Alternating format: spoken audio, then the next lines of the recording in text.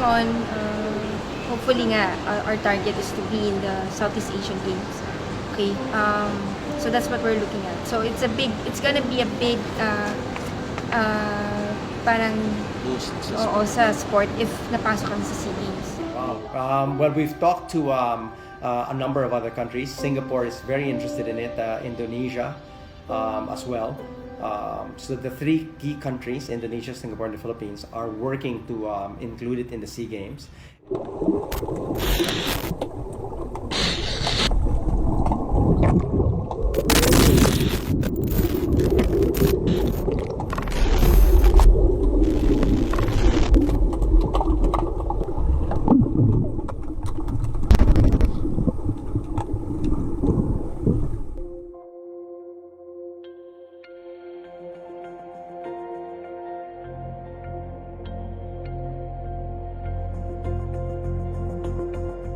Malaysia and Thailand are coming on stream as well.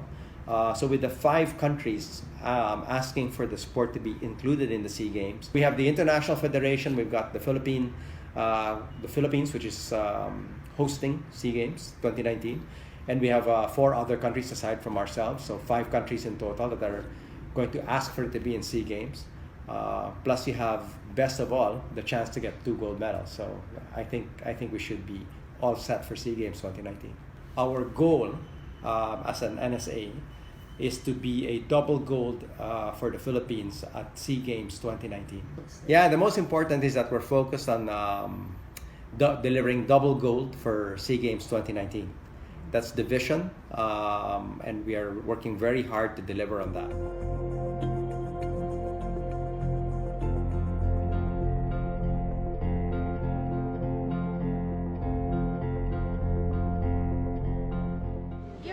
Worried about the sport na mag-grow siya. So that's why we try our best to get people to try the sport and hopefully be addict to the sport. Okay? Of course, syempre, hindi naman tumitigil yung time, yung age ng mga tao, tumatanda na rin. So eventually, they have to retire or they'll not be as strong or fast as they used to be. So kailangan talaga may balance ng young and senior players. So, yun lang ang new worry mo na hopefully na continuous yung may pumapasok na bagong tao sa sport. We thank Philippine Sports Commission Chairman Bulletin for helping the underwater hockey community, for funding, but sometimes yun yung mga for tournaments only. We shell out for the transportation namin, every training. We get to use the swimming pool of Philippine Sports Commission, but we pay for some The manpower, electricity, and all this. So with our gear, we pay for our gear. Syempre, every time we train, kailangan namin tumasos, gasolina. One of the things about sports is that you realize that there's so many levels of a sport, and when you're playing among yourselves, you can get to a certain skill level. As you go to regional competitions, you realize that, there's so many more things that you can learn, and so your skill level goes up. And then you realize that even with those skills, you're still not fully where you need to be. And to be able to do that, you need to have a long-term coach who knows all of the plays from an international point of view, all of the fitness levels that are necessary, and that coach has to work with you on a long-term basis.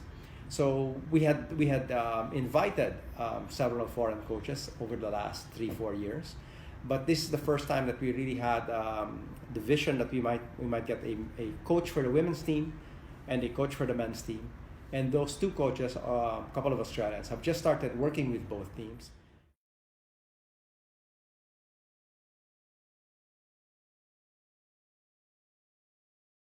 So I think in the next 5 to 10 years, China is going to be a dominant force in this sport, and to be able to participate against China, we need to increase our recruitment levels in schools as well, so that we can get younger swimmers and younger players into the sport. Because internationally, there are tournaments that start at the under 19 level. So we would be very, very interested to work with schools to try to get underwater hockey into their PE programs.